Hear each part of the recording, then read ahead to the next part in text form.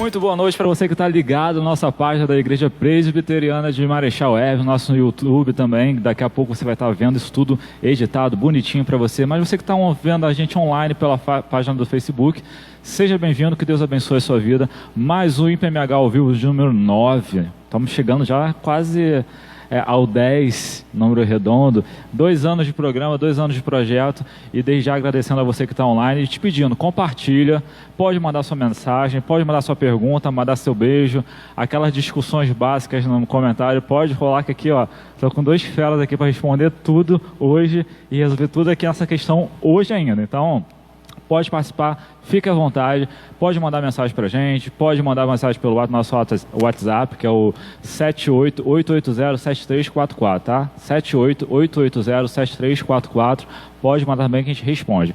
Hoje o nosso tema é dízimo versus teoria da prosperidade. É um tema polêmico, mas um tema também muito bom de se falar, né?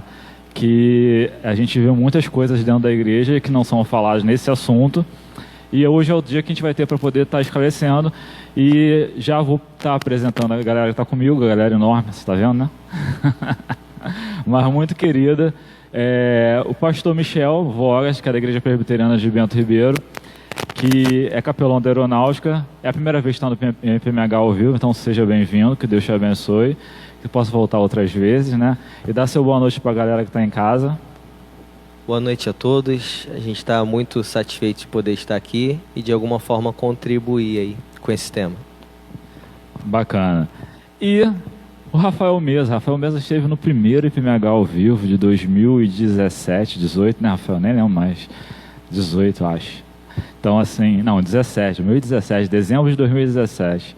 Rafael agora é pai, né? Agora veio um homem mais responsável. Rafael é professor, estudante de história. O pastor Michel também é historiador, né? Não? Cientista da religião. Cientista da religião. Essa é boa. Fala seu boa noite aí, Rafael, pra gente aí. Boa noite, irmão. Boa noite para quem está assistindo. Que a gente seja abençoado nessa noite por esse programa. Amém. Então você pode dar seu feedback, entendeu? Como sempre, se você estiver ouvindo legal, se você não estiver ouvindo, pode falar. Programa ao vivo tem dessas coisas, a gente para, começa, retoma. E o editado bonitinho só depois daqui umas 3 semanas no YouTube. Então no ao vivo é isso aí mesmo, tá? E desde já, assim, também está esclarecendo a ausência do Bruno, né? O Bruno Costa, da Igreja Presbiteriana de Coelho da Rocha, que estaria com a gente hoje aqui. O Bruno, eu falei em off aqui, né? Que ele deu o troco, né, Bruno? O Bruno hoje deu o troco. Que no último IPMH ao vivo que ele veio, eu chamei ele de última hora e ele veio. E hoje ele cancelou a participação de última hora. Mas Deus te abençoe a tua vida, Bruno. E eu sei que tá com problema de família aí, mas que Deus te abençoe, desculpa a brincadeira. E na próxima você está aí com a gente, com certeza. Irmãos, a gente ouve muito falar sobre dízimo dentro da igreja. E a gente ouve muito também fora da igreja falar sobre teoria da prosperidade, né? E é muito comum a gente ver que muitas igrejas neopentecostais, essas seitas novas, elas não trabalham o dízimo como deveria ser trabalhado, né? Trabalha mais como penitência, como indulgência, como teoria da prosperidade, mas não como dízimo biblicamente falando. E quando se surgiu esse tema de combater essas duas vertentes, até porque existe muita gente que vem dessas igrejas e vem para a igreja protestante e não compreende o dízimo como a gente compreende, entendeu? Então, a nossa ideia hoje é poder esclarecer muito bem essa diferença entre o dízimo e a teoria da prosperidade, entendeu? Porque a gente ouve muita coisa ser falada, até mesmo dentro da igreja protestante tem visões divergentes, né, do dízimo na atualidade, e a gente vai tratar a nossa visão aí, e quem quiser também comentar e dar a sua visão, pode ficar à vontade. Então, assim, a primeira pergunta é sempre uma pergunta básica, e o pastor Michel, que é a primeira vez, já sabe. Assim, eu lanço a pergunta, se ninguém falar, eu chuto para um dos dois fazer o gol. E hoje só tem só vocês dois, então vai ser mais fácil, entendeu? Então, assim, afinal, o que é o dízimo e para que ele serve? Pastor Michel. Fique à vontade, pastor Michel. Para que é o dízimo e para que ele... Afinal, o que é o dízimo e para que ele serve? Então, esse tema é bastante controverso, né? Principalmente nos nossos dias. E penso que a primeira coisa que a gente deve fazer quando a gente se debruça sobre esse tema é olhar para a origem, onde ele surge, qual foi o intuito daquele que primeiro fez. Abraão entrega o dízimo ao Melquisedeque depois de vencer uma batalha, como forma de gratidão por ser bem sucedido e conseguir recuperar o seu sobrinho, Ló. Então, a gente sabe que à luz de Hebreus, capítulo 7, esse Melquisedeque, ele tipificava o Cristo. Então, ali a gente vê gratidão, é a primeira coisa que a gente vê. Com o passar do tempo, o Jacó vai ser o segundo a entregar o dízimo também, como uma promessa, né? Se ele fosse bem sucedido no seu caminho, ele fez uma promessa de entregar o dízimo ao Senhor. Depois isso nos Levíticos virá como instituição da lei para o sustento dos levitas. Bom, o que a gente pode dizer é que para os nossos dias é o sustento e a manutenção do templo, da obra de Deus como um todo, principalmente a social, ou deveria ser isso, a finalidade. Eu entendo que é gratidão por tudo aquilo que Deus tem nos dado. Tudo que nós temos vem do Senhor e uma pequena parte a gente devolve do que é dele para sustento e manutenção da sua casa, da sua obra. Esse poderia ser um pensamento inicial. Rafael, quer comentar alguma coisa? É basicamente o que ele falou, não tem muito o que complementar. A função do dízimo desde o Antigo Testamento é a manutenção da vida religiosa do povo, que inclui o templo, que inclui as festas, e o sustento dos que se dedicam a isso, no caso dos levitas. Hoje a gente pode aplicar ao pastor, às vezes um missionário que a igreja sustente, e dos necessitados, o pobre, o órfão, a viúva, ou no nosso dia talvez uma pessoa desempregada que não tem condições de se sustentar. É basicamente essas duas funções, sustento social e manutenção da vida religiosa do povo.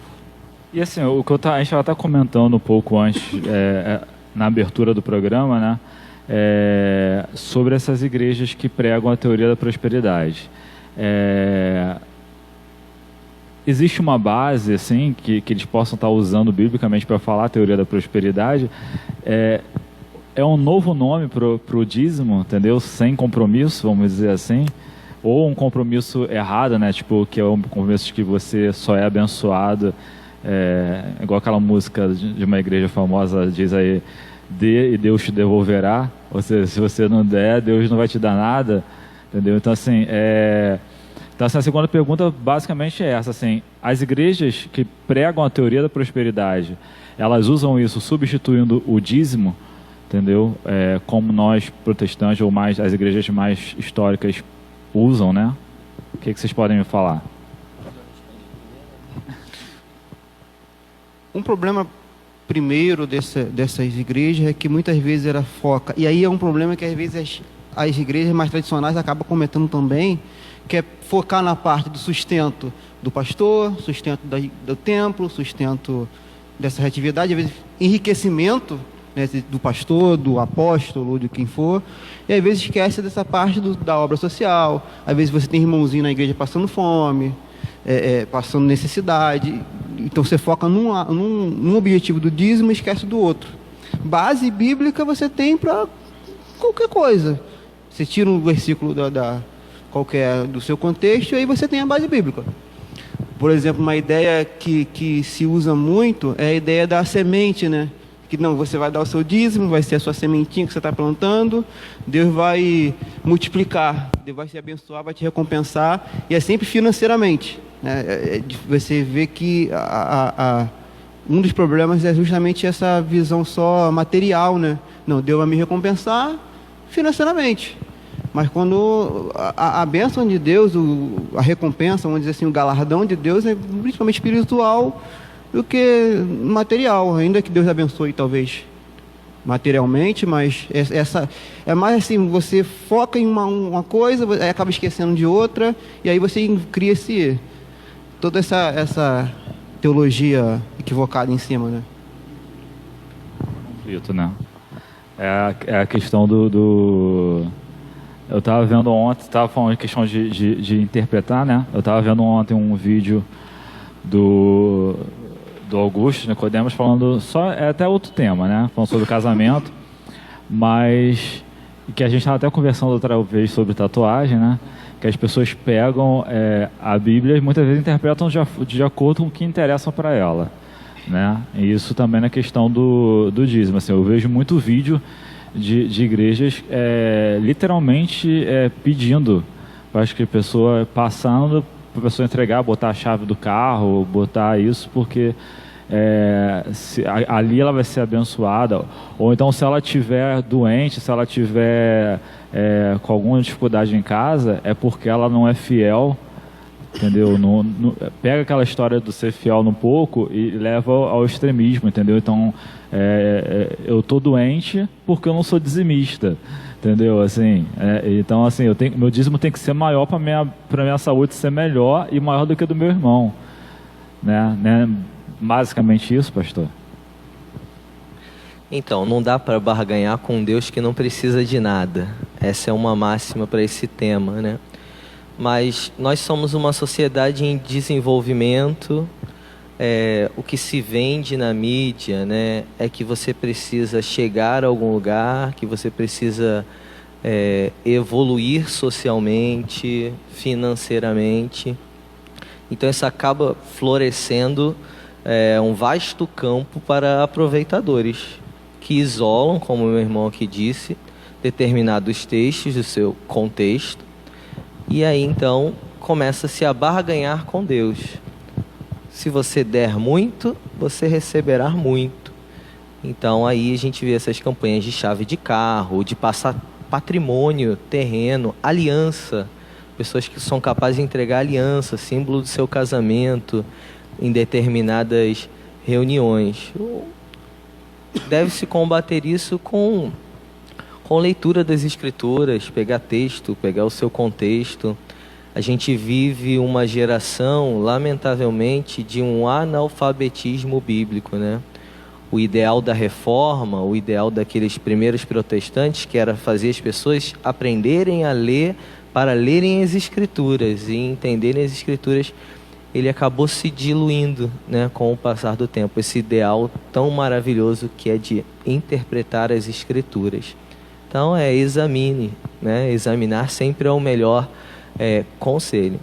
Mas a nossa cultura fortalece muito, a nossa cultura de você tem que prosperar, você tem que se desenvolver socialmente, acaba ajudando um pouquinho também. Então, basicamente, a gente já meio que direcionou, mas eu vou pedir para vocês, ou para onde vocês meio que resumir, o que a gente falou até agora dessa diferença, né?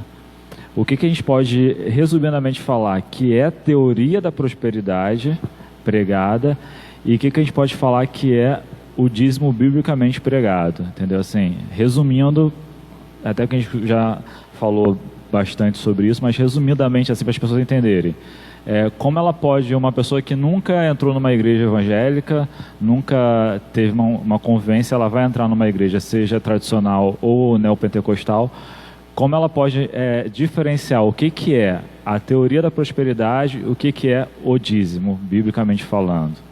Um resumo. Rafael, tu é professor, tu é bom nisso.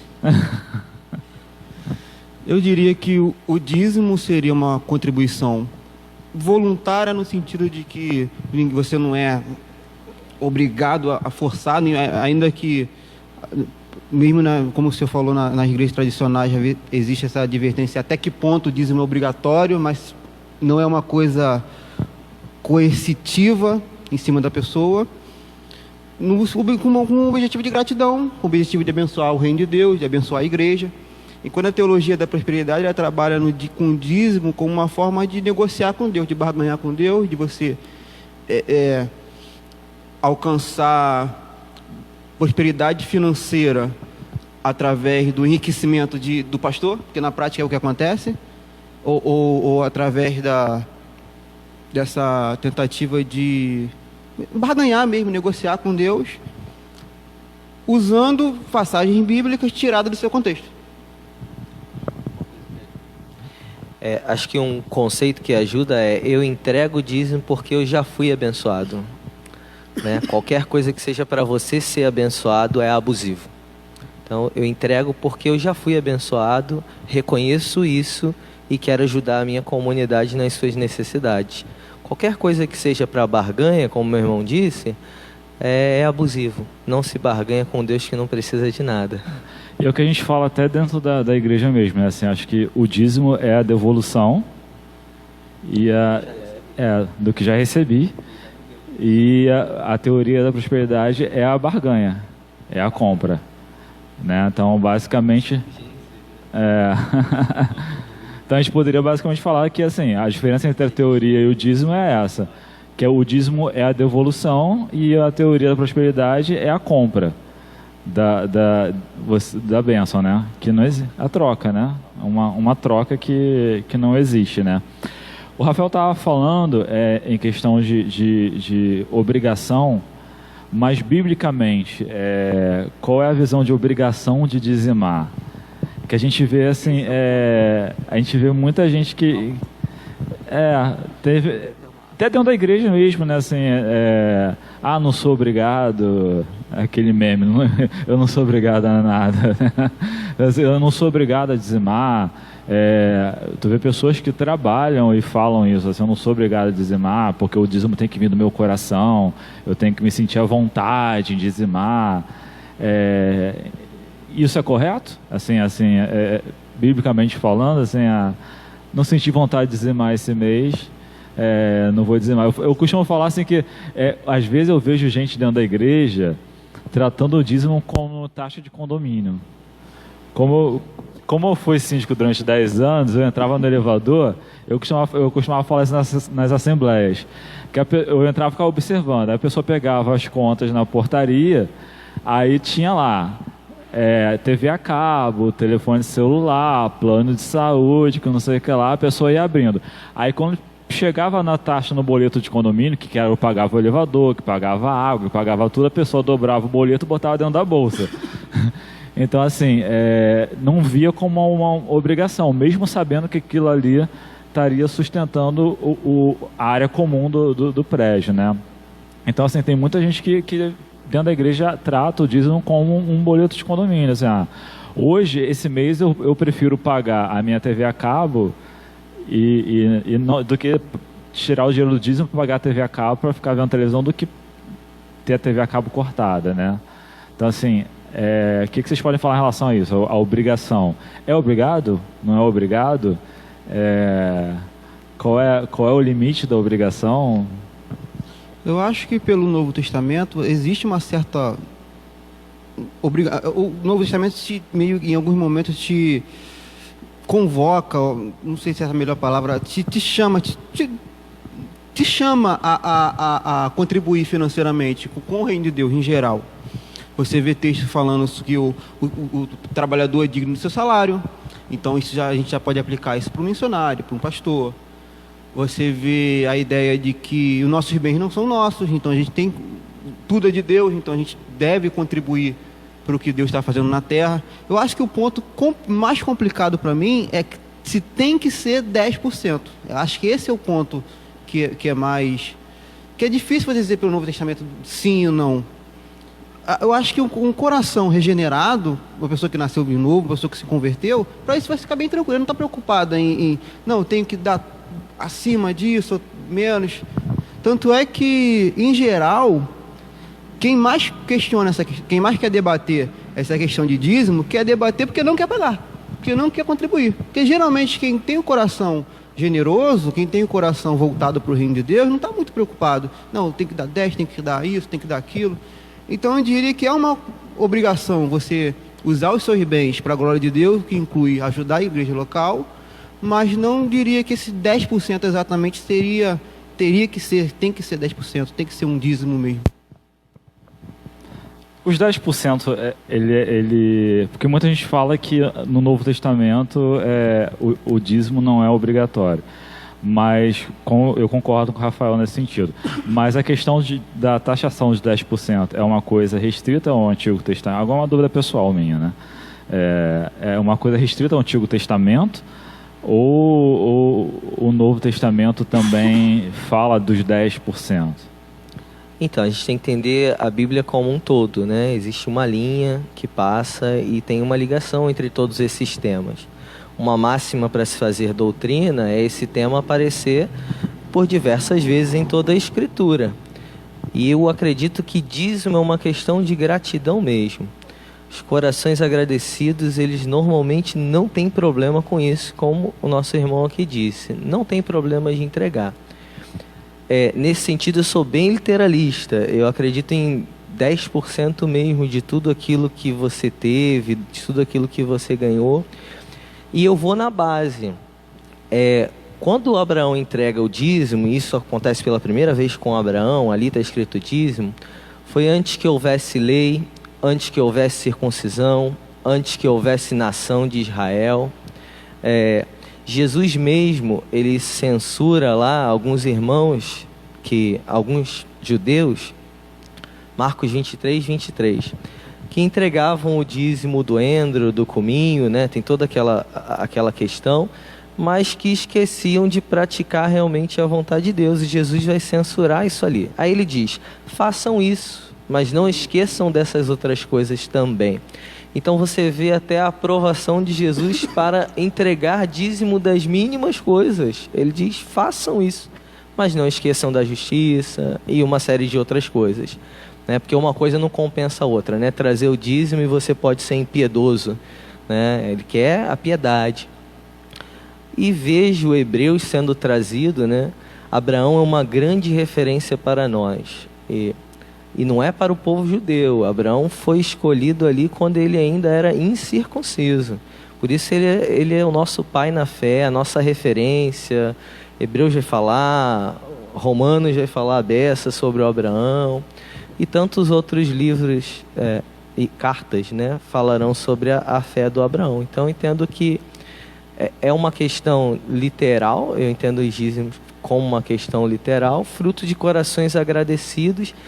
O pastor Carlos Vargas, né, que foi o pastor que me batizou, que me casou, ele dizia uma coisa interessante, que a última parte que se converte do ser humano é o bolso, né? A maior dificuldade que as pessoas têm é de honrar ao Senhor com os seus bens, né? Isso é uma dificuldade que a gente vai ver. Então, como o irmão aqui disse muito bem, quem briga por esse tema é que realmente não quer entregar, né? Ou quer barganhar, pode ser 8%, pode ser 5%, eu posso pagar isso com caridade, eu posso aqui mandar vir pintar a igreja e não entregar o dízimo.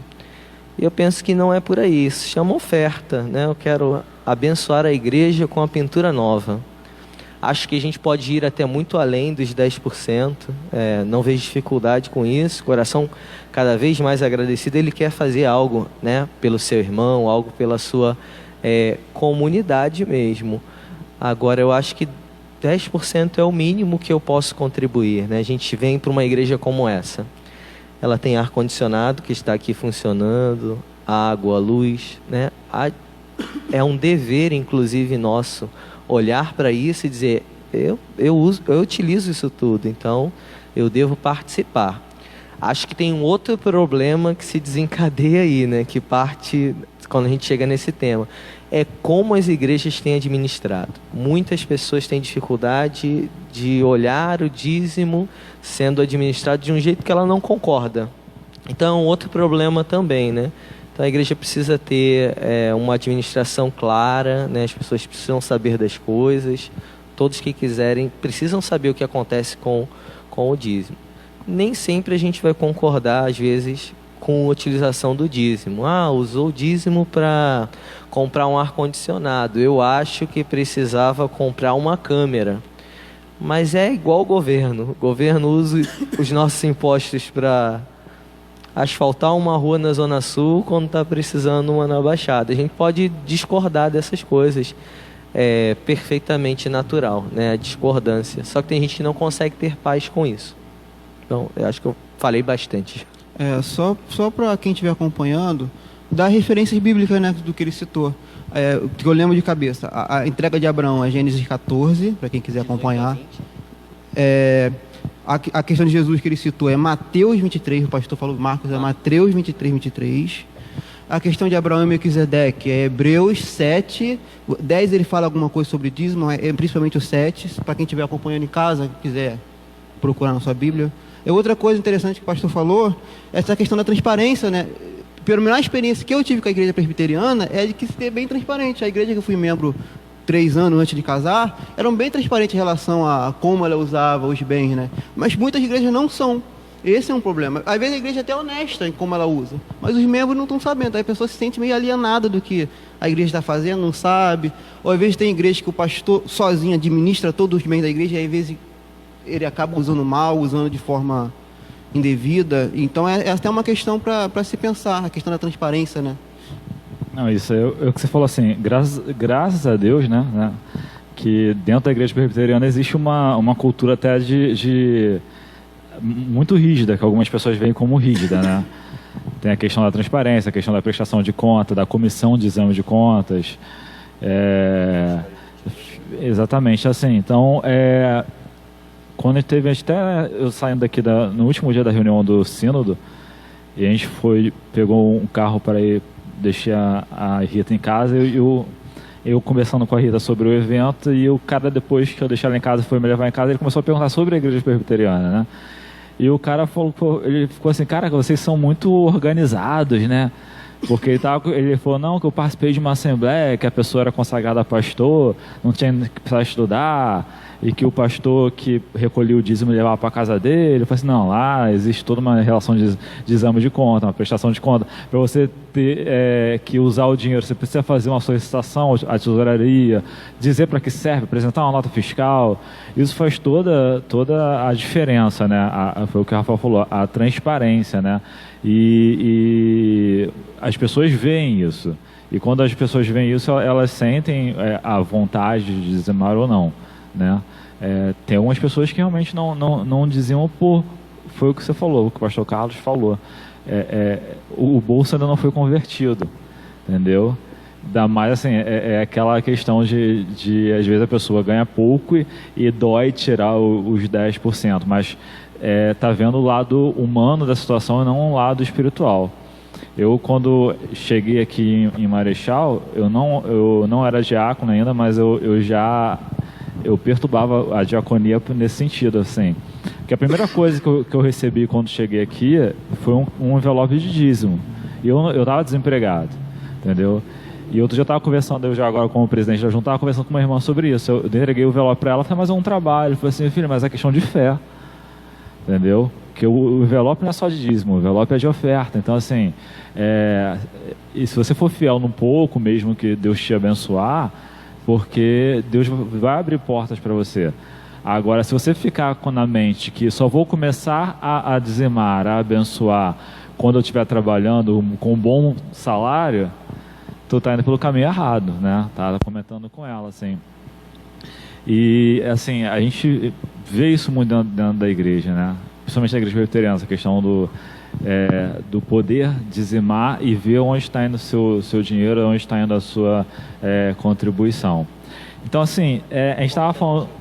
Pode falar, pastor. Importante para Deus não é a quantidade que você coloca lá, é se você está ou não sendo fiel. Uhum. É porque um dízimo de R$5 ou um de 5.000, para Deus é indiferente. Exatamente. Talvez para a igreja faça alguma diferença na administração, né? E faz.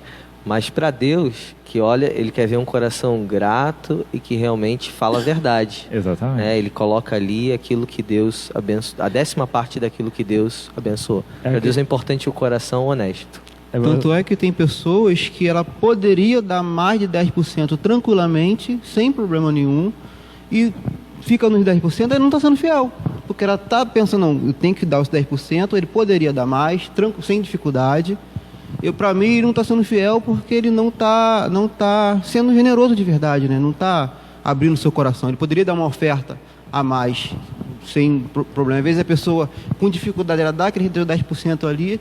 Você vê aí o exemplo como uma analogia com a viúva, aquela viuvinha pobre, né? Que deu aquela moedinha, deu pouca coisa, deu o que ela tinha. Às vezes quem dava muito mais, dava a oferta bem maior, e não estava sendo fiel segundo Jesus, porque dava... E o contexto histórico dessa viúva torna essa história fenomenal, porque ela vivia do que recebia do templo. Jesus se maravilha diante daquele feito, porque ela economizou do que ela já recebia. Então, pela lei, ela estava até isenta de participar daquele momento, porque ela recebia do templo.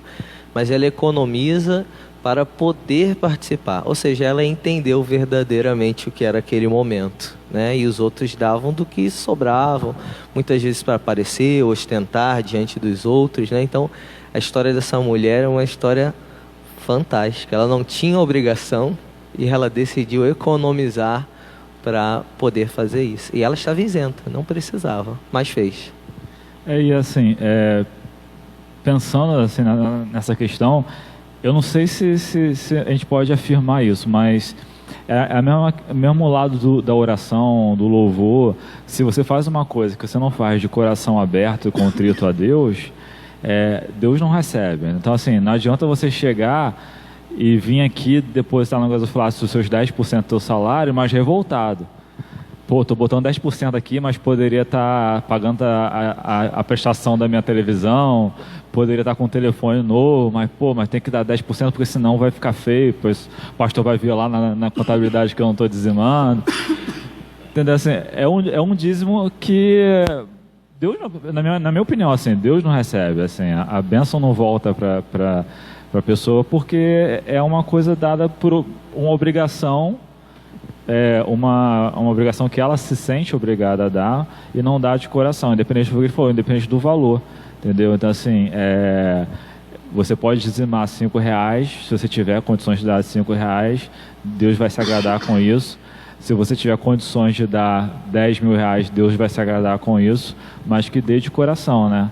A gente estava falando de questão de transparência. Eu ia citar uma referência no meu tempo de escola, porque nascido e criado dentro da igreja presbiteriana, e eu sempre ouvia muito essa comparação, né?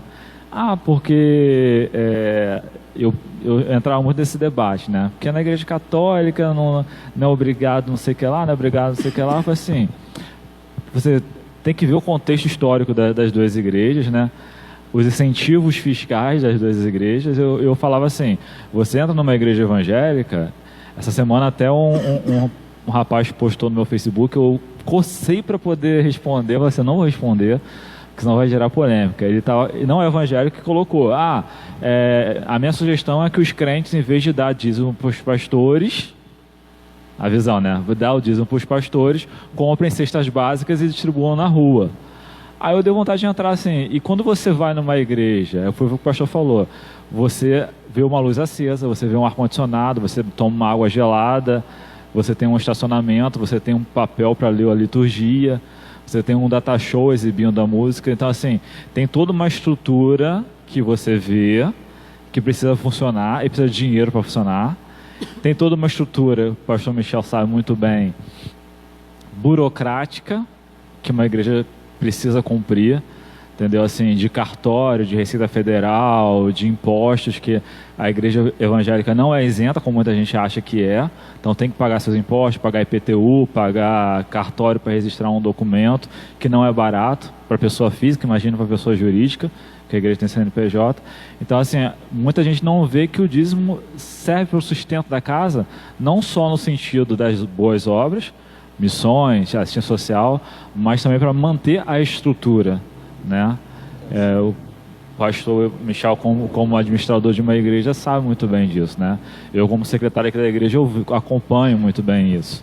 Então, assim, e as pessoas às vezes estão dentro da igreja, dentro da própria igreja, não enxergam isso, entendeu? Acha que o dízimo é só uma questão de que Deus mandou, a Bíblia mandou, e não vê todo o complexo que existe por trás de ser dizimista fiel, né? A gente estava falando em questão de dar a mais, dos 10% e tal. Como a gente trata a questão da oferta? Então, assim, existe muita... eu confesso que até eu já fui para esse lado também, mas...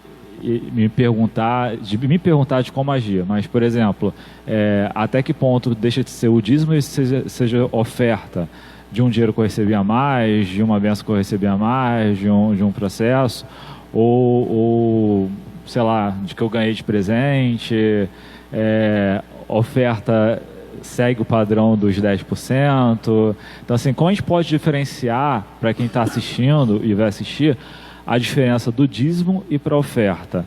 Entendeu? Assim, como eu posso separar isso da igreja? Eu entendo que dízimo é uma coisa já estabelecida. Não tem como entender dízimo do contexto de não ser 10%. A própria palavra diz isso. Uma forma simplificada a gente falar isso é: dízimo Deus já ordenou quanto é, e oferta é o meu coração que voluntariamente tributa. Então eu vejo uma necessidade, sei que a igreja de repente já está com seu orçamento no limite, vejo uma necessidade, faço ou pela igreja, ou pelo irmão, ou por alguma instituição. Então acho que no dízimo a palavra de Deus já diz o que é e o quanto é. E acho que na oferta você pode ser liberal, bem mais liberal, né?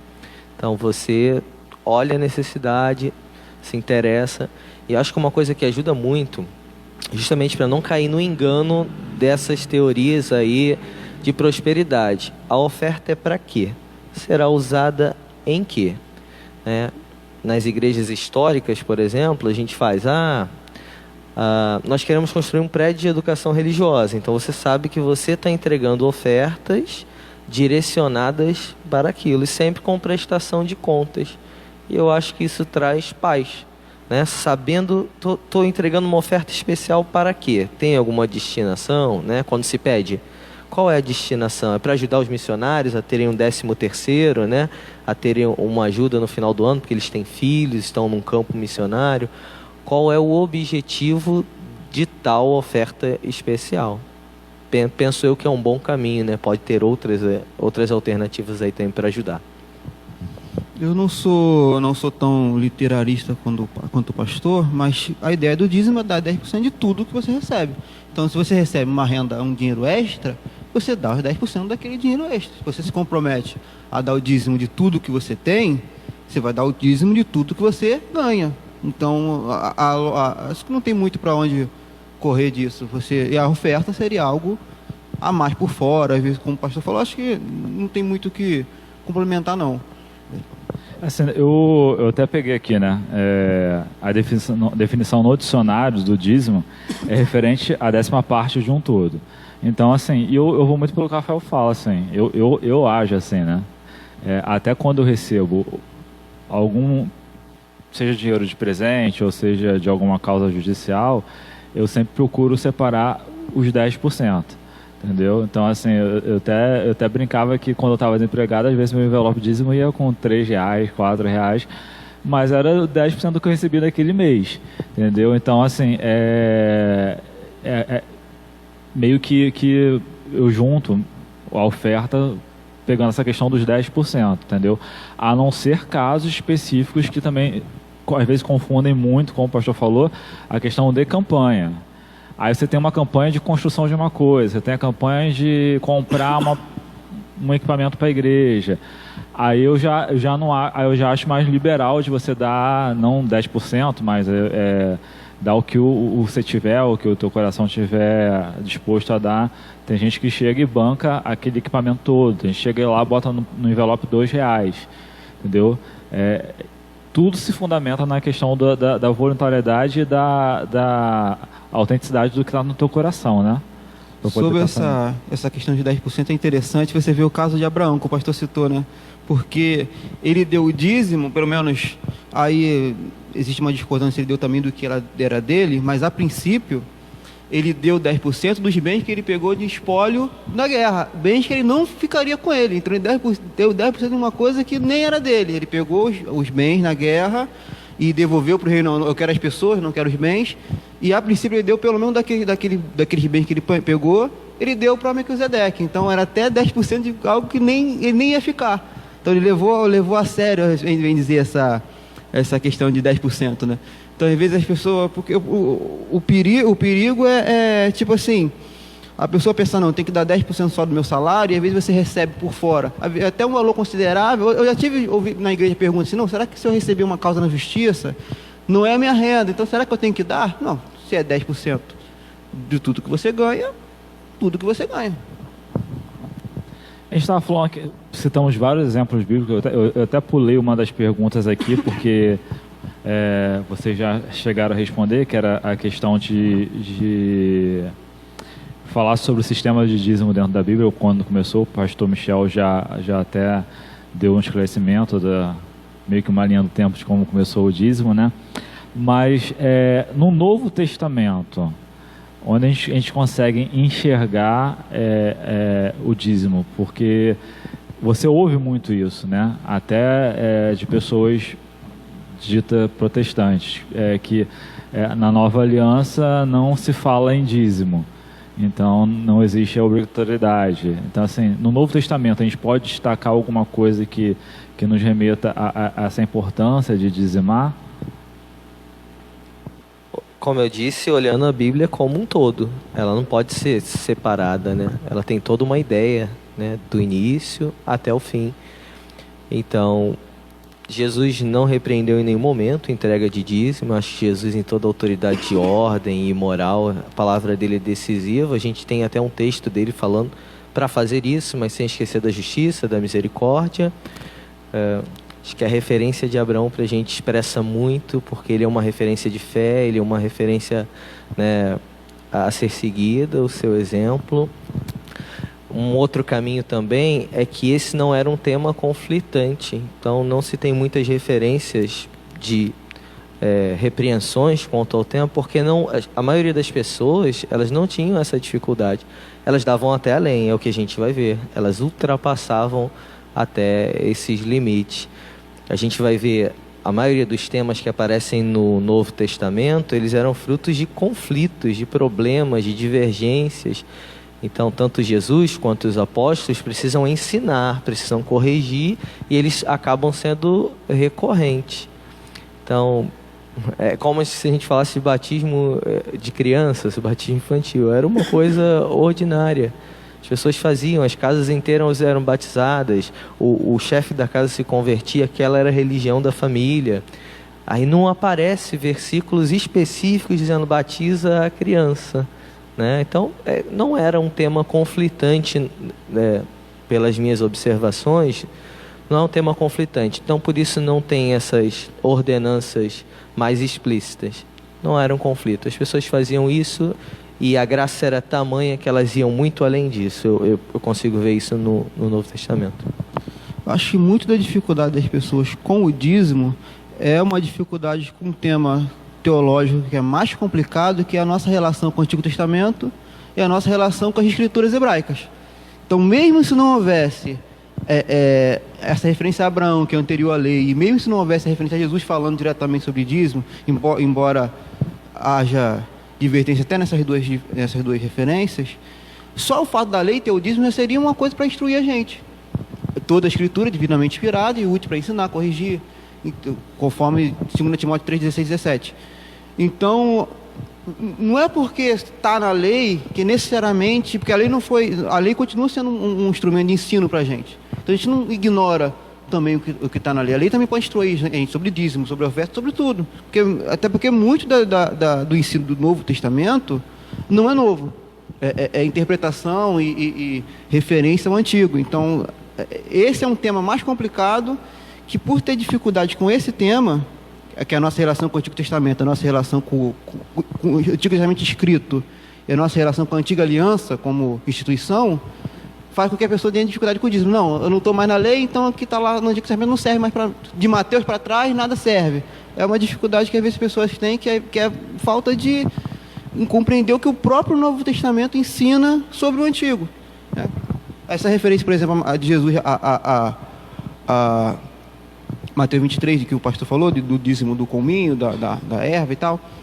Jesus está continuando o ensino do Antigo Testamento. Mesmo se você tentar fugir por outro caminho, é o que o pastor falou bem.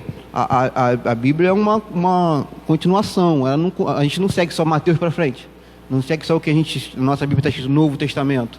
As Escrituras é uma continuação. Então, falta às vezes compreensão dessa totalidade da Bíblia e faz com que temas como esse ou como outros acaba sendo, as pessoas ficam uma visão meio turva, né, do assunto. Eu vou fazer um comentário, mas antes queria mandar um beijo para Maria Alice, que está assistindo, vovozinha da semana, né? Nasceu Helena essa semana, linda, maravilhosa. Um beijo para Joyce, para Rafael. Deus abençoe a vida de você, o lar de vocês e da chegada da Helena. Então, Maria Alice, obrigado que desde o primeiro programa ela assiste a gente, sempre comenta, sempre fala. Então, um beijo no teu coração, Maria Alice, obrigado. Em relação a isso, o pastor Michel falou muito bem em relação a que a gente... alguns temas eles são recorrentes na Bíblia, então não existe aquela questão de você ter uma ordenança tão clara, né?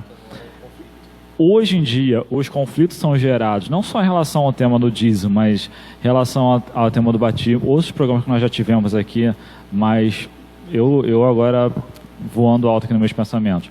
Outros temas polêmicos, como o batismo infantil, essas teorias novas que são geradas, como a própria teoria da prosperidade, e outros temas polêmicos, eles acabam entrando em conflito dentro da igreja por conta dessas igrejas novas que chegam a pregar algo totalmente contrário, e a pessoa ela esquece que, justamente o que o pastor falou, que a Bíblia vem ensinando uma regra, que a Bíblia é imutável e continua sendo imutável. Então, assim, a pessoa deixa de olhar a Bíblia e olhar ao que o líder religioso está falando, e acaba havendo essa controvérsia ou essa divergência, essas polêmicas externas da igreja, né?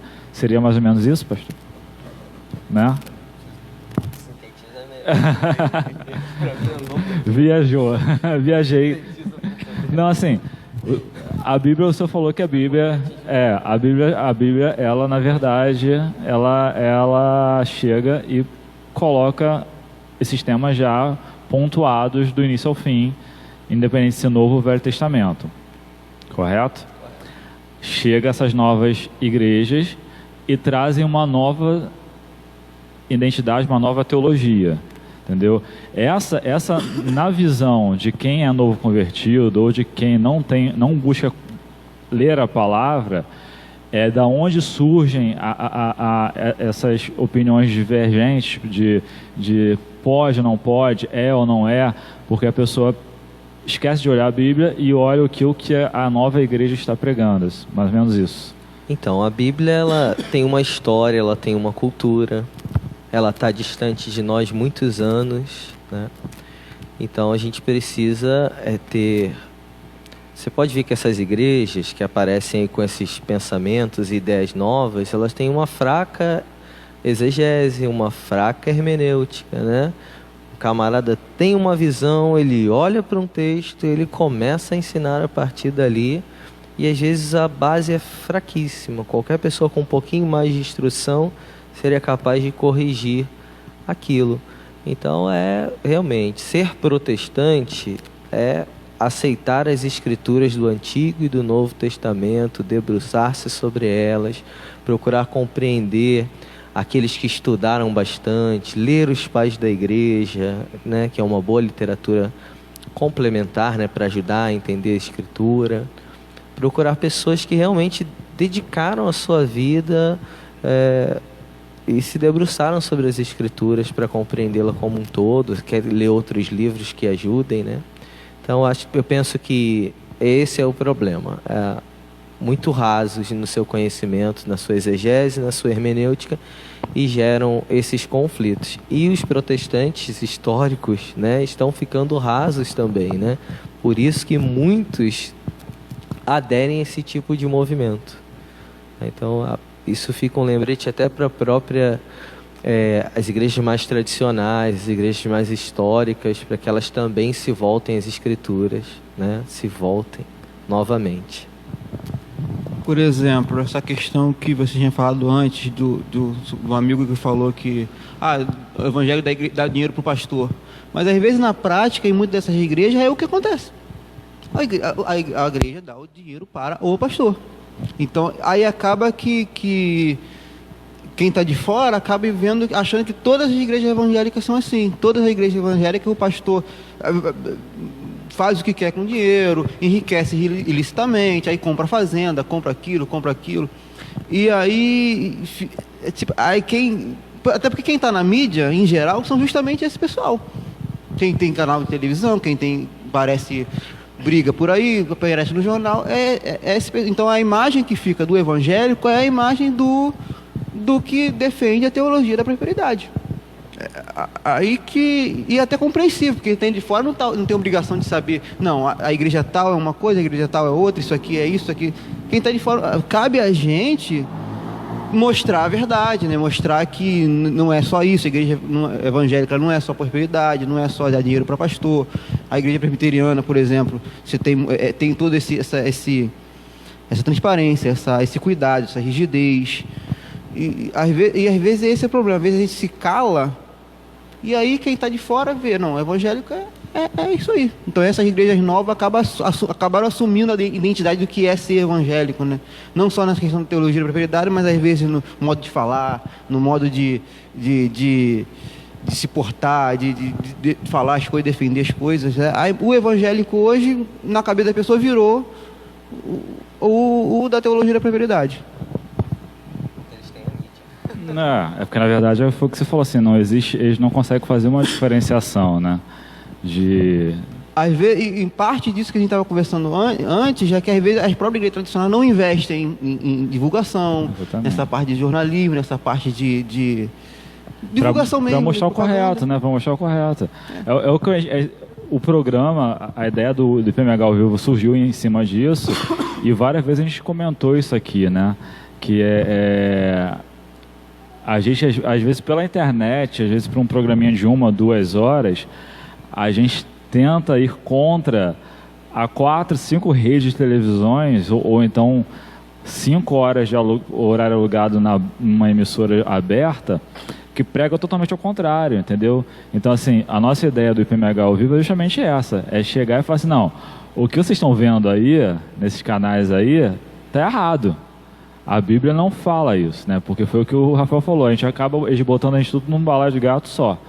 Então, não consegue, ele só sabe o que é evangélico e o que é católico, mas não sabe o que é o protestante, o que é o neopentecostal, o que é o pentecostal, entendeu? Assim, não só a gente sofre como igreja evangélica, como um todo, mas eu vejo muito quem sofre muito é a própria Assembleia de Deus, né? Que é uma igreja séria, centenária, mas você tem tanta vertente da Assembleia de Deus, tanto ministério, tanta coisa, que o próprio nome da Assembleia de Deus fica manchado.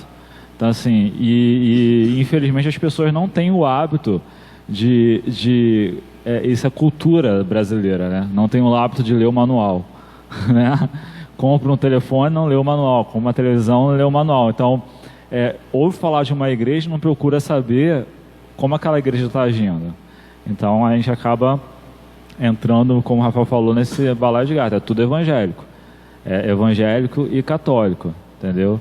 E, infelizmente, a gente tem que orar a Deus para que a visão da igreja evangélica hoje, a igreja séria, protestante, seja... a gente tem um trabalho muito forte. Aqui na igreja a gente tem passado domingo a domingo o trabalho em relação a missões, né, que é um trabalho que a igreja presbiteriana trabalha muito fortemente fora do Brasil e no Brasil. Mas a gente tem que trabalhar para poder falar não só para quem está fora do Brasil, ou para quem não conhece a Cristo, mas para quem conhece a Cristo, está dentro do Brasil, mas conhece de uma forma diferenciada. Entendeu? Assim, eu sou muito crítico nisso, né? Que eu acho que a igreja, no nosso caso, a igreja presbiteriana, ela poderia pegar e investir um tempo como outras igrejas investem, não num sábado de manhã às 5 horas da manhã, mas num horário mais acessível que todos possam assistir. Então, que Deus possa abençoar, né, a gente aqui, que os compartilhamentos, como sempre acontecem após o programa, sejam cada vez maiores, as pessoas possam buscar entender esse tema. Mas voltando assim à questão, um tema também que a gente ouve muito recorrente comentários dentro da igreja, assim, o filho que é sustentado pelo pai, que recebe a mesada, ele também ele tem essa questão da obrigação do dízimo. A gente falou mais ou menos por alto na questão do geral, mas um menor de idade, às vezes, ou um adolescente que não trabalha, mas é sustentado, recebe, ele tem essa questão do dizimar. Eu já vi casos de pessoas que dão dízimo de filhos menores, de 2, 3 anos, assim, entendeu? Na visão de vocês, qual é essa função dentro da igreja, assim? É obrigatório, não é obrigatório? É espontâneo? Existe alguma relevância? Então, tem pais que querem educar seus filhos nessa cultura, nessa prática. Então, acho que é extremamente pedagógico se esse for o sentido, né? Eu conheço pessoas que recebem, são sustentadas pelos seus pais, né? Para não ser muito particular no exemplo, e que também entregam, porque essa é a sua renda, e também entregam. E outros que vão usar isso também como desculpa, o dinheiro não é meu. Eu acho que é a questão do coração agradecido, né? De novo aparece pra gente, né? Coração agradecido, foi isso que... Foi seu pai e sua mãe que te deu, mas é isso que você deseja entregar como dízimo, como oferta ali? Está sendo motivado pela gratidão? Em questão de filhos menores é pedagógico, né? A maioria que eu vi foi uma questão pedagógica. Eu estou ensinando, pastor, para que meus filhos entendam o valor disso. Então, eu dou lá a mesadinha do meu filho, pequenininho, e falo para ele, você precisa tirar o que é do Senhor daí. Eu acho que como algo pedagógico, precisa ensinar, né? É dever do pai e da mãe ensinar a criança no caminho que ela deve andar. Não vejo nenhuma dificuldade com isso não, mas acho que é parte do coração agradecido mesmo. Sempre. Eu acho que o dízimo é mais a renda da família. Então não veria como algo necessário, assim. Mas como instrumento pedagógico, ótimo, eu acho ótimo, acho perfeito. O meu medo, e não vou nem complementar, porque o pastor já falou bastante sobre isso, a parte pedagógica, eu concordo. Minha preocupação, que às vezes eu vejo, é que às vezes os filhos, principalmente pequenos, dão o dízimo, pai, mãe, às vezes por uma questão de superstição quase, sabe? Não, leva ali porque você vai ser abençoado. Aí, para mim, já é quase, já não tem mais tanto essa função pedagógica, tanto é que o pai às vezes nem fala sobre isso, não, pega, leva, às vezes é para ensinar. Mas eu sinto que às vezes tem pais que tem uma coisa meio supersticiosa, sabe? Com dízimo, não, você vai levar que você vai ser abençoado, a criancinha leva assim e tal. E isso eu acho perigoso. Até o adulto, para dar, a gente discutiu que não deve dar de uma forma ruim, deve dar um coração agradecido, deve dar um coração alegre e tal. Então, às vezes, você ensina a criança, às vezes até mal, né? Ensina a criança a ver aquilo como um ato, às vezes, sem o significado que deveria ter, né?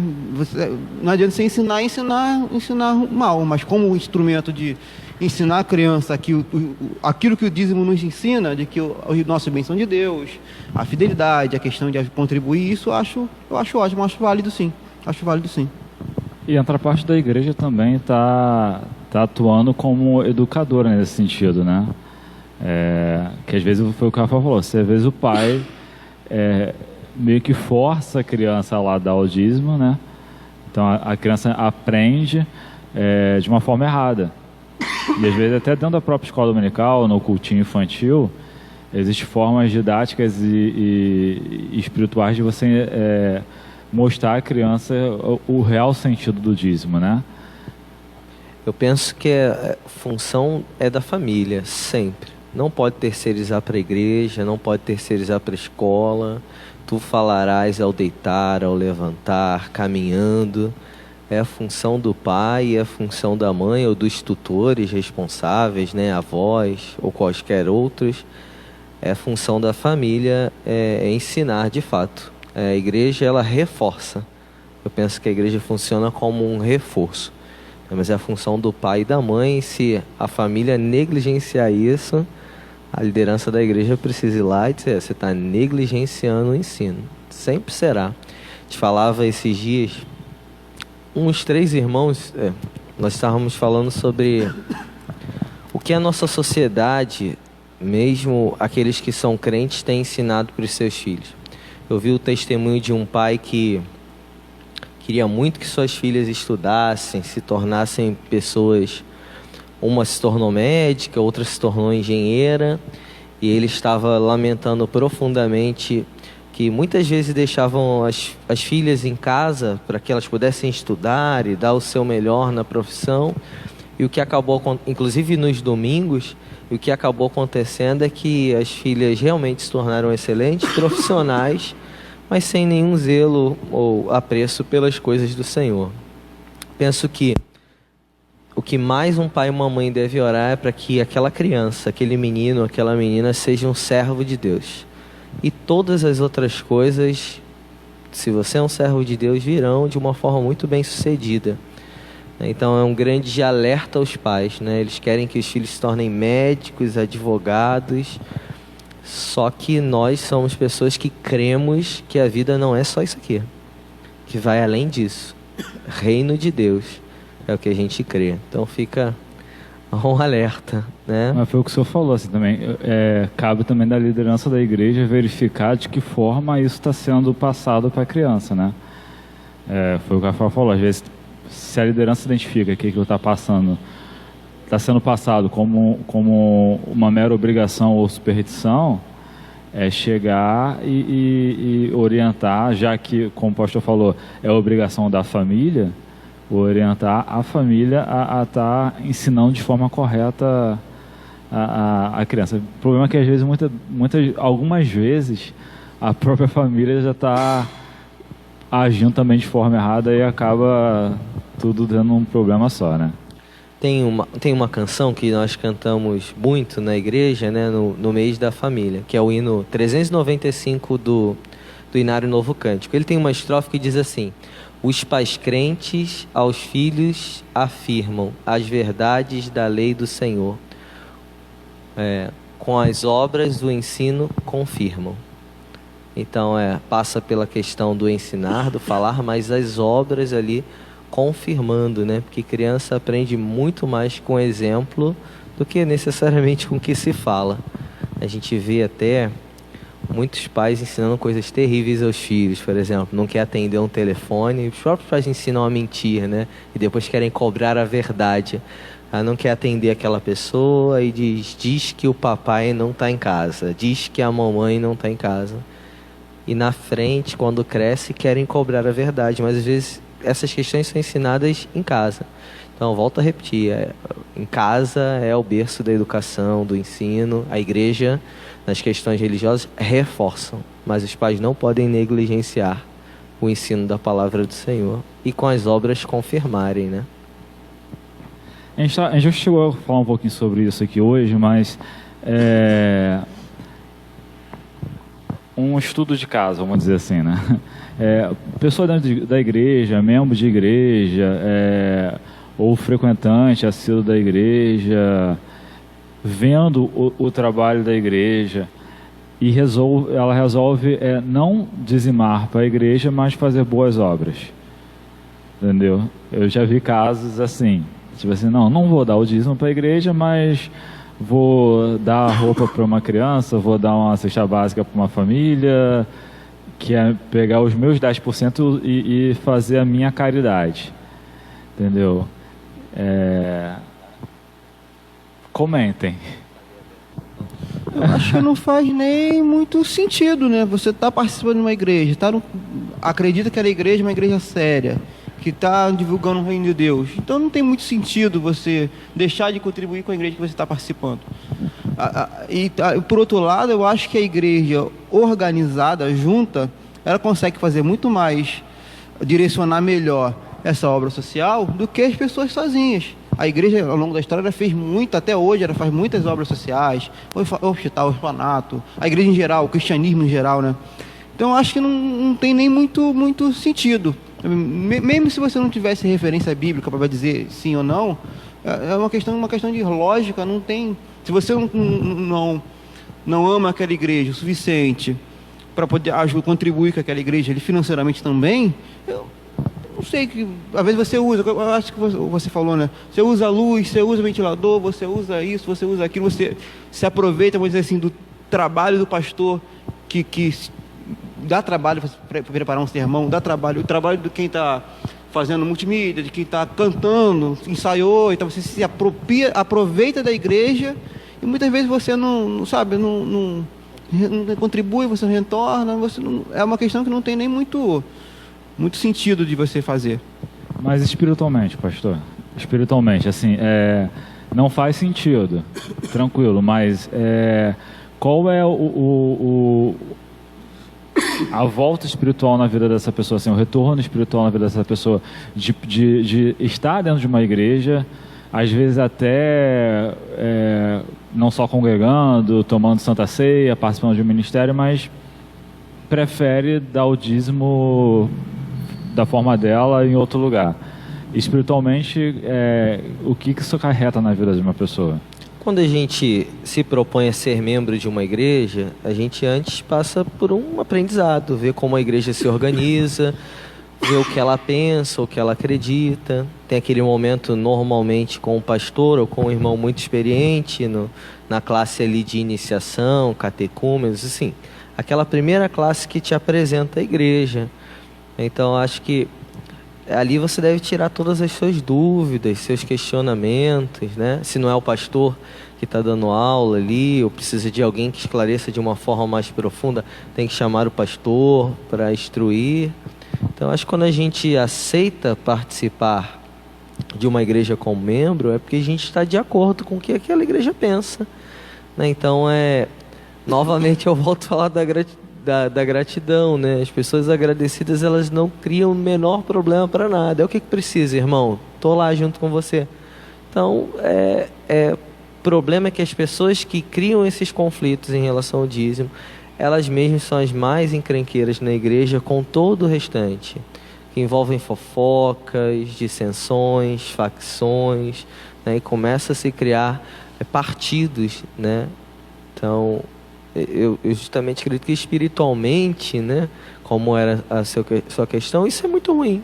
É muito ruim. Essa pessoa está com grandes problemas, ela precisa reconhecer que ela precisa resolver isso, tirando dúvidas, vendo o que está acontecendo com ela, né? Isso no tocante não só a questão de dízimo, né? Questão de outras questões que advêm também destas, né? Pode observar que quem levanta muito essas questões, levantam outras também, que vem a reboque. O dízimo é um ato de gratidão não só a Deus, mas de certa forma um ato de gratidão à igreja local que você está participando. Você é abençoado por aquela igreja de tantas formas, conforme o tempo vai passando. Então por isso que eu falei, é uma forma de ser ingrato não só com Deus, mas com a igreja. Você é abençoado, você é ajudado. Às vezes a igreja faz tanta coisa, não só material, principalmente espiritual, e aí alguma coisa está errada. Tem alguma coisa errada geralmente, né? Não posso também, mas não é normal, assim, eu diria, uma pessoa que se recusa a contribuir com a igreja local que ela está participando. Principalmente como você falou assim, né? E o pastor também complementou. Não, mas quando a pessoa vê que as coisas, elas estão usufruindo das coisas da igreja, estão dentro de um ministério, estão vendo as coisas sendo organizadas e tomam partido de não dizimar. É falta de gratidão a Deus e sei lá, é meio que um insulto a Deus, né? Tipo, você tá ali, você tá vendo o trabalho acontecer, você tá vendo a coisa acontecer e você vai só tirando onda, né? Vai só surfando naquela onda dos outros, né? Que você não está exercendo a tua função de gratidão, né? Tá querendo a bênção, mas não está sendo grato ao Senhor da bênção que está sendo recebida, né? Minha avó de origem católica, né, por parte de pai, ela dizia que é só venha a nós, vosso reino, nada. Então é bem assim, eu quero utilizar dos benefícios, mas não quero ser uma parte contribuinte, para que isso até continue, né? Para que tudo isso que é bom, que eu venho aqui tirar proveito, isso continue. Então é ingratidão mesmo, penso isso, com Deus, ingratidão com a sua comunidade, ingratidão. Gratidão é um mal terrível, né? Acho que é o sentimento que mais nós temos dificuldade de lidar, né? É muito terrível quando você faz alguma coisa por alguém e não recebe gratidão. Acho que a gente entrega para Deus, evidentemente, mas é um sentimento difícil de se lidar, né? Deus dá tudo que a gente precisa, né? e a gente não pode contribuir de alguma forma. Eu já vi pessoas assim, tão inquietas com contribuição, que mesmo quando elas não estavam trabalhando, elas, não, eu preciso contribuir com a obra de algum jeito. Então elas iam lá, iam trabalhar na igreja, iam fazer alguma coisa pela igreja, porque elas queriam fazer alguma coisa. Então isso é legal. Quando a pessoa quer, ela dá um jeito de ser útil e de contribuir de alguma forma, mesmo que não tenha recursos, não tenha dinheiro. Coração agradecido. Não sei se você lembra também de uma história que o pastor Carlos contava muito, que numa conferência de missões, as pessoas vinham trazer recursos para levantar para os missionários e uma criancinha entrou dentro do cesto. Você lembra dessa história? E aí foram tirar a menina dali de dentro, porque aquilo ali era um recurso, e a menina disse, eu não tenho dinheiro, só tenho eu, então eu estou me doando. E parece uma coisa infantil e boba, não, mas ela entendeu de fato. Acho que mais do que muitas pessoas que davam do que sobravam, novamente. Ela entendeu que a causa era urgente, que ela precisava doar alguma coisa e ela se doa, né? Doa a si mesma. Então, bem interessante isso, né? Antes de bens, o coração tem que estar entregue na frente disso tudo. Basicamente o que você falou, a gratidão, né? Independente da idade, da religião, da função dentro da igreja, a pessoa tem que ser grata, né?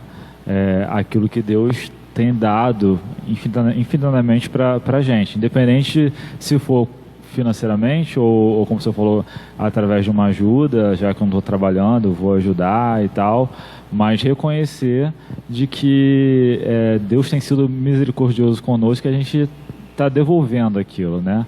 Aquela parte que Deus tem abençoado nossas vidas. Eu prometi, pastor, e estou cumprindo, 1 hora de programa, entendeu?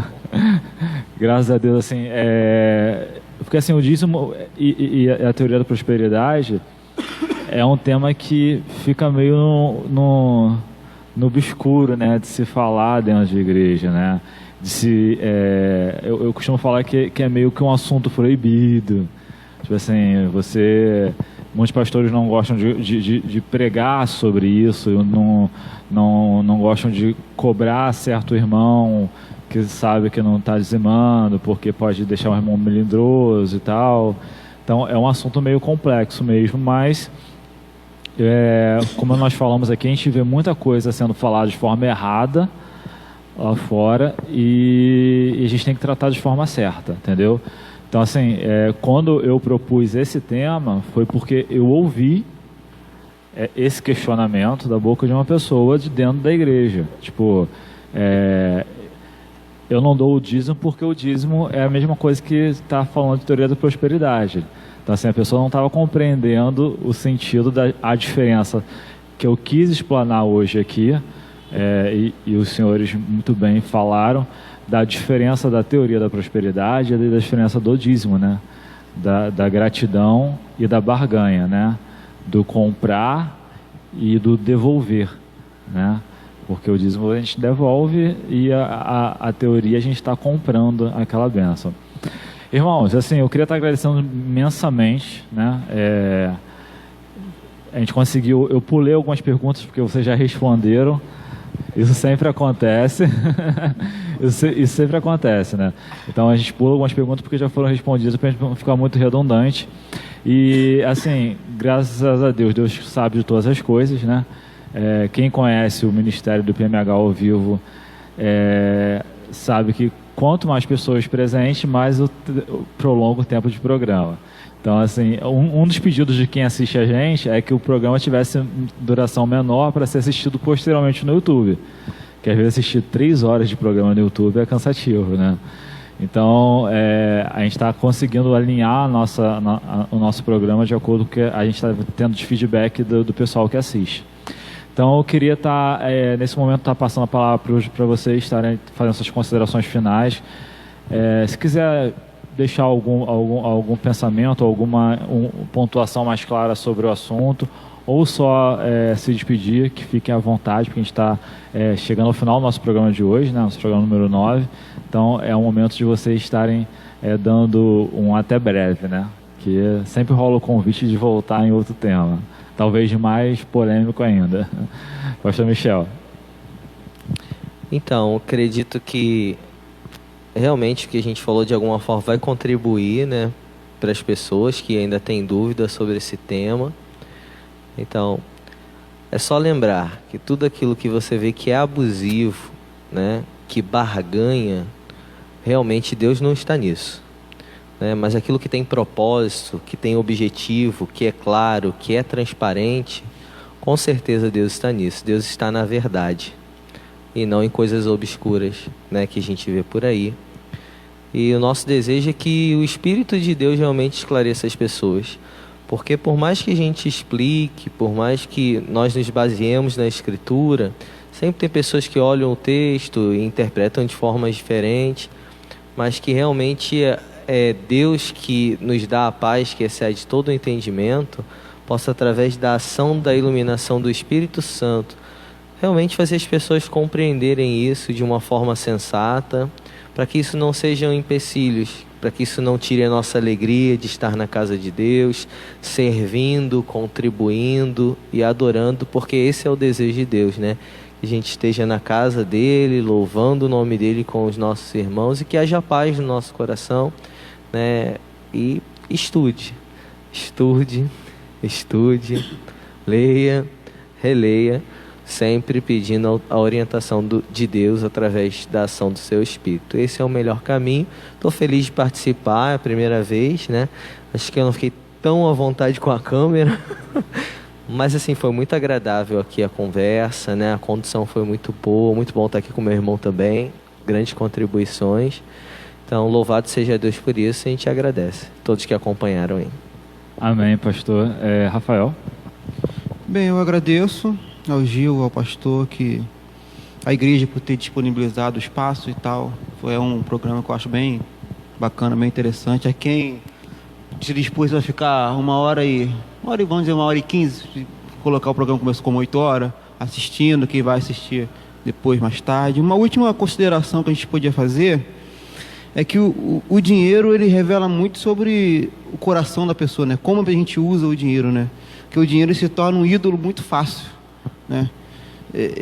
E aí muitas pessoas têm dificuldade com o dízimo nos extremos, justamente por uma forma de idolatrar o dinheiro. Aquele que retém, que não quer contribuir, idolatra os seus bens. E às vezes aquele que quer usar ou quer dar o dízimo como um instrumento para poder ter mais para frente prosperidade material. São duas formas de idolatrar o dinheiro, tanto contribuindo quanto não contribuindo, que no final das contas revelam o mesmo coração que idolatra os seus bens. Então o apelo que eu faço a quem estiver ouvindo a gente, que se examine, porque às vezes todos nós de alguma forma ou outra acabamos usando mal, assim como eu falei, é muito fácil para a gente idolatrar os nossos bens, idolatrar o dinheiro. Então o apelo seria que você se examine, que você ore, que você leia a palavra, que você busque a Deus, busque o Espírito Santo, que retire de você, que destrua esse ídolo, né? Porque Jesus falou bem claro, você não consegue servir a Deus e servir ao dinheiro ao mesmo tempo. E às vezes a forma como a gente serve o dinheiro não só retendo, mas às vezes usando o dinheiro para conseguir uma satisfação que a gente só pode ter em Deus, só pode ter em Cristo.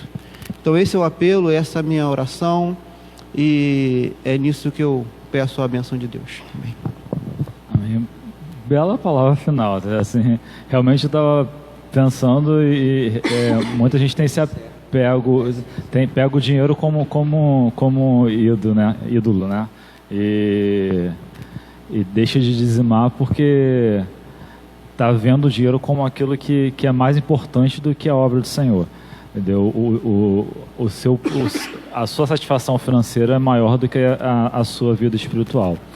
Gente, então assim, eu queria agradecer aos dois de coração por terem participado. O IPMH ao Vivo é um projeto da Igreja Presbiteriana de Marechal Hermes que vai fazer 2 anos e tem esse objetivo, né? De trazer temas que a gente vê sendo discutidos e debatidos na mídia aí, de forma equivocada, e a gente poder tentar trazer à luz da palavra. E o IPMH ao Vivo, embora tenha esse nome, a gente tem a maior desempenho, vamos dizer assim, pós o ao vivo, né? Por quê? Porque o IPMH ao vivo, eu deixo isso para vocês também, é uma ferramenta de você estar passando o ensinamento à frente. Aí você está com um amigo que está com uma dúvida sobre dízimos e ofertas, você manda o link do programa para ele. Entendeu? Então, assim, nós temos já 9 temas no nosso canal do YouTube. Entra lá no YouTube da Igreja Presbiteriana de Marechal Hermes, na playlist IPMH ao vivo. Tem 9 temas sendo debatidos. E esses temas podem ser compartilhados com pessoas que às vezes você conhece e tem a dúvida sobre eles. Então, é um ministério de você estar trazendo esclarecimento. Então, eu queria agradecer pela sua vida. Você que vai estar assistindo depois, você está assistindo agora, que Deus possa estar abençoando grandemente a sua vida, que esse programa possa ter sido como uma forma de te esclarecer também sobre o tema de dízimos e a teoria da prosperidade, e estão abertos, né? Vai estar aparecendo ali a fala de cada um, o e-mail deles, vocês podem estar entrando em contato com o pastor Michel, com o Rafael, e quiser ter mais algum esclarecimento, entendeu? Ou até mesmo com a própria Igreja Presbiteriana de Marechal Hermes, nossos contatos estão aparecendo aí, você sinta-se à vontade, lembrando que no dia 20 de setembro, nós temos, fechando o ano de 2019, o IPMH ao vivo de número 10, comemorando 2 anos de projeto, falando sobre Jesus. Enquanto homem, ele era Deus. Então, já programa aí, dia 20 de setembro, aqui na página da Igreja Presbiteriana de Marechal Hermes. Então, gente, um beijo no coração, que Deus abençoe o seu final de semana e que possa estar te enchendo de graça e que você seja muito bem abençoado, tá bom? Então, um beijo no coração e até o próximo IPMH ao vivo.